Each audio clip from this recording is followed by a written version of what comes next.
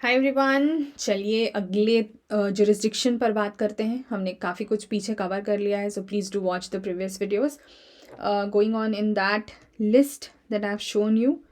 ठीक है, हमने कुछ जुरिस्डिक्शंस देखे थे, तो यहाँ से हमने ओरिजिनल कवर कर लिया है, रिट कर लिया है, एपिलेट कर लिया है। काफ़ी डिटेल्ड इंटेंसिव डिस्कशन था इस वाले पे। अब हम एडवाइजरी, सुपरवाइजरी और इसके आगे की चीज़ों पर, अब ये छोटे छोटे हैं तो इन पर आगे बात करते हैं। ठीक है, तो सबसे पहले हम आते हैं एडवाइजरी जुरिस्डिक्शन पर। एडवाइजरी जुरिस्डिक्शन आपको ध्यान रखना है, सुप्रीम कोर्ट के लिए है। अभी हम हाई कोर्ट की यहाँ कोई बात नहीं कर रहे हैं, हाई कोर्ट के लिए नहीं है, सुप्रीम कोर्ट के लिए है। ठीक है, इसको ही कंसल्टेटिव, जैसे होता है ना एडवाइस दे रहे हैं, कंसल्ट कर रहे हैं, तो कंसल्टेटिव जुरिस्डिक्शन भी बोलते हैं।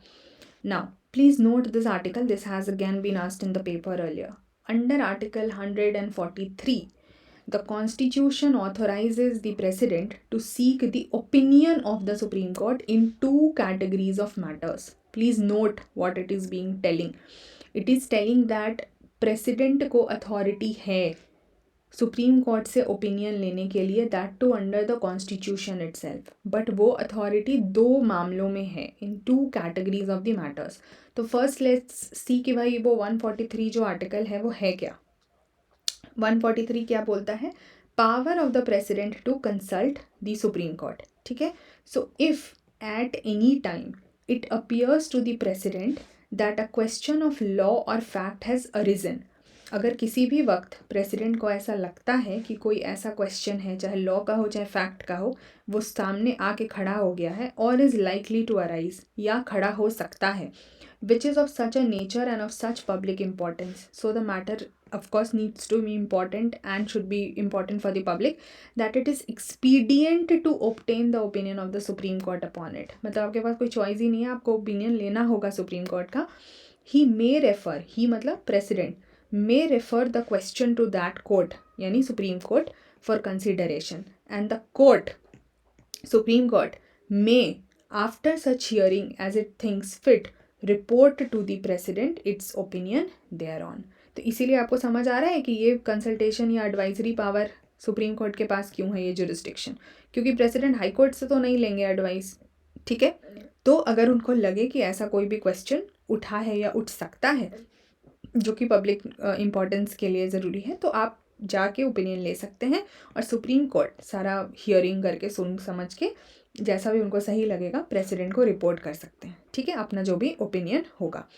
The president may notwithstanding anything in this provision, ठीक है, refer a dispute to the kind of mention et cetera to the Supreme Court for opinion, and the Supreme Court shall after such hearing as it thinks fit report to the President its opinion thereon. ये क्या बोला जा रहा है कि notwithstanding anything। अब देखो इसके आगे क्या लगा हुआ है, इसमें जो वर्ड्स थे, ये कुछ वर्ड्स थे जो कि ओमिट किए गए हैं, जैसे brackets and figures, clause 1 of, ये सब जो चीज़ें थी ना 7th अमेंडमेंट एक्ट के साथ ओमिट की गई है। तो हमें इसमें परेशान नहीं होना है, हमें सिर्फ क्या समझना है कि पहले जो भी चीज़ें दी गई थी, आर्टिकल 131 क्या था, ओरिजिनल जुरिस्डिक्शन की जो बात कर रहा था, refer dispute of the kind mentioned in the given provision to the court for the opinion, कि जो भी डिस्प्यूट से रिलेटेड मामला है, जहाँ पर भी वो मामले आपको याद हैं, प्री कॉन्स्टिट्यूशनल ट्रीटी और अग्रीमेंट वाले जो हमने 131 में देखा था ना, प्रोविजो टू द आर्टिकल 131 क्या था, यहाँ पर दिस वन, ये जो हमने देखा था कि ये सारी चीज़ें इसमें नहीं काउंट होंगी। ठीक है, तो इसके मामले में यहाँ पे भी आप देखेंगे तो ये 7th अमेंडमेंट एक्ट से ही आया था, और अभी भी जो हमने देखा इस आर्टिकल के अंडर में ये जो चीज़ें हैं ये कहाँ से आ रही हैं, 7th कॉन्स्टिट्यूशनल अमेंडमेंट एक्ट। तो ये बोला जा रहा है, इसका डिटेल अभी आपको थोड़ी देर में समझ आएगा, ये बोला जा रहा है कि इस तरीके का जो भी मैटर है, जो आपका प्री कॉन्स्टिट्यूशनल ट्रीटी एटसेट्रा वाला मैटर्स है, वहाँ पर प्रेसिडेंट जो हैं वो उस डिस्प्यूट को रेफ़र कर सकते हैं। तो dispute of the kind mentioned in this provision, यानी वो जो प्री कॉन्स्टिट्यूशनल ट्रीटी वगैरह की बात थी उससे रिलेटेड कोई डिस्प्यूट है, तो प्रेसिडेंट जो है वो कंसल्ट कर सकते हैं सुप्रीम कोर्ट से for the opinion, and again the president will get the opinion of the court later as per the condition of the Supreme Court, जो उनको सही लगे अपना। तो अब इसको हम यहाँ से समझते हैं कि जो दो तरह के क्वेश्चन थे, यानी दो तरह के मैटर्स थे, पहला तो वही हो गया, if the question of law और fact of public importance has arisen और is likely to arise. Second matter क्या है, on any dispute arising out of any pre constitutional treaty agreement covenant et cetera et cetera, ये जो हमने देखा था। अब इन दोनों में देखिए एक डिफरेंस क्या है। पहला वाला जो मामला है लॉ फैक्ट या का जो क्वेश्चन है, supreme Court may refuse to tender opinion, मतलब प्रेसिडेंट तो मांग सकते हैं, सुप्रीम कोर्ट देना चाहे या नहीं देना चाहे सुप्रीम कोर्ट की मर्जी है। लेकिन ये वाला जो मामला है प्री कंडीशन मतलब प्री कॉन्स्टिट्यूशन ट्रीटी और ये सब वाला मामला, वहाँ पर Supreme Court will have to tender the opinion, must tender the opinion, mandatory है, ठीक है। लेकिन दोनों केसेस में the Supreme Court's opinion is only advisory, इसीलिए एडवाइजरी जुरिस्डिक्शन है, बाइंडिंग नहीं है। प्रेसिडेंट माने या नहीं माने फाइनली फिर उनकी मर्जी है, क्योंकि सिर्फ ओपिनियन ले रहे हैं ना। Government is facilitated to have an authoritative legal opinion on a matter to be decided by it. Government जो है वो भी अपने हिसाब से कोई लीगल ओपिनियन पे मामला है तो वो उनसे कंसल्ट कर सकती हैं। By 2019 the president has made 15 references, यहाँ पे रेफरेंसेस मतलब वही है एडवाइजरी जुरिस्डिक्शन के अंडर ओपिनियन लेना। अब वो क्या क्या मैटर्स हैं उनकी लिस्ट किताब में दी हुई है, तो आपके लक्ष्मीकांत बुक में ये दी हुई है, ठीक है। We need not remember it, just give it a read if you want to. जैसे दिल्ली लॉज एक्ट 1951 फिर एट्सेट्रा एट्सेट्रा करके अभी 2012 मतलब 19 के हिसाब से, तो अब वो 21 22 आप 23 आप जो भी समझ लो सेम, उसमें आप इसको रीड कर सकते हो। Just give it a read, इसमें ऐसा कुछ नहीं है कि इसको बहुत अपडेशंस की ज़रूरत है, ठीक है। चलिए आगे बढ़ते हैं। तो ये तो हो गया एडवाइजरी जुरिस्डिक्शन। सुपरवाइजरी जुरिस्डिक्शन होता है वो सिर्फ हाई कोर्ट का है, मतलब वो सुपरवाइज कर सकते हैं। तो high court has the power of superintendence over all the courts and tribunals functioning in its territorial jurisdiction. ये तो अंडरस्टूड है, एक्सेप्ट द मिलिट्री कोर्ट और ट्राइब्यूनल, कि उनके टेरिटोरियल जुरिस्डिक्शन में जो भी कोर्ट्स फंक्शन कर रहे हैं या ट्राइब्यूनल्स फंक्शन कर रहे हैं उसके ऊपर सुपरिटेंडेंस का पावर, सुपरवाइज करने का, उसको चेक करने का।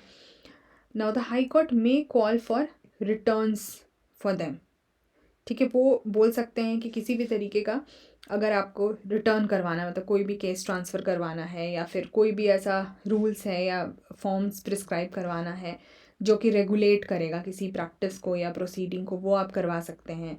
प्रिस्क्राइब कर सकते हैं कि किस तरीके का फॉर्म होना चाहिए जिसमें किताब या फिर entries of accounts are to be kept by them and settle the fees payable to clerks offices legal practitioners et cetera. मतलब इस तरीके का कोई भी मामला जो सबॉर्डिनेट कोर्ट या ट्राइब्यूनल से रिलेटेड हो एक्सेप्ट मिलिट्री, तो वो हाई कोर्ट उसको सुपरवाइज कर सकती है, ठीक है। This supervisory jurisdiction extends to all the courts and tribunals whether they are subject to the appellate jurisdiction of high court और नॉट। मतलब एपिलेट जुरिस्डिक्शन और सुपरवाइजरी को एक साथ नहीं लेके चलना है कि जिसके अपील मतलब वैसे कोर्ट्स या ट्राइब्यूनल्स जिनके ऑर्डर के अगेंस्ट में अपील हो रहा था, सिर्फ उन्हीं मैटर्स पे ये उन्हीं कोर्ट्स पे ये सुपरवाइज करेंगे, ऐसा बिल्कुल भी नहीं है। They can supervise it on any court और ट्राइब्यूनल, वहाँ के ऑर्डर का के अगेंस्ट में अपील गया हो या नहीं गया हो उससे कोई लेना देना नहीं है, ठीक है। And it will cover the administration plus judicial superintendence. Administrative मामले भी आपको दिख ही रहा है जिस तरीके के मामले कवर हो रहे हैं, end of course judicial. Revisional jurisdiction, कोई भी चीज़ को अगर रिवाइज करनी है, चेंज करना है, चेक करना है, वो सब हो सकता है। And can be suo motu, मतलब अपने हिसाब से, if they themselves high court themselves feel कि मेरे को चेक करना है या सुपरवाइज करना है, वो कर सकते हैं। And not only on any application, या फिर आप बोल सकते हो रिक्वेस्ट ऑफ एनी पार्टी, ठीक है। कोई भी पार्टी यहाँ पे आके अपील कर रही है या रिक्वेस्ट कर रही है तो वो एप्लीकेशन दे रही है, वो नहीं करना है। सुओ मोटो अगर उनको लग रहा है कि आई नीड टू चेक और let's say supervise, not check but supervise on that particular court और द ट्राइब्यूनल, चाहे वो एडमिनिस्ट्रेटिव मामला हो या जुडिशियल मामला हो, वो चेक कर सकते हैं, ठीक है। तो ये हाई कोर्ट के पास था, ये कंसल्टेशन वाला था, एडवाइस वाला था, प्रेसिडेंट वाला, तो ये याद रखना है क्योंकि इससे क्वेश्चंस आए हुए हैं, ठीक है। चलिए इसमें थोड़ा सा और कंटिन्यू करते हैं। But no unlimited authority with high court over subordinate courts and tribunals, कोई अनलिमिटेड अथॉरिटी नहीं है, आप चेक कर सकते हैं, लेकिन इसका ये नहीं मतलब है कि आप अननेसेसरी इंटरवीन करेंगे।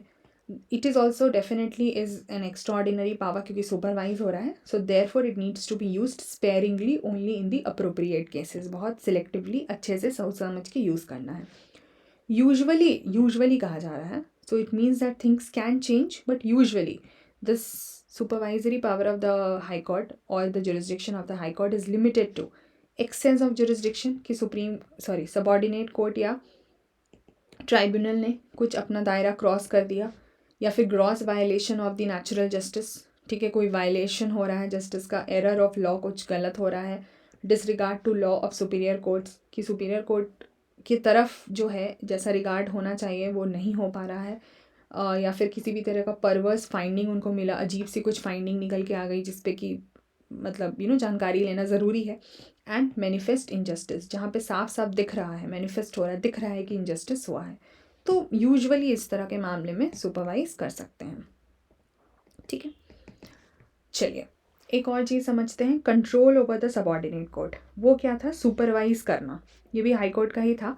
ये वाला जो कहता है वो कहता है control over the subordinate court. ये भी हाई कोर्ट का ही है. ठीक है, तो इसीलिए हमारे पास ऐसी हायरार्की है ना कि सुप्रीम कोर्ट, हाई कोर्ट और सबॉर्डिनेट कोर्ट. तो कंट्रोल कौन करेगा? High court.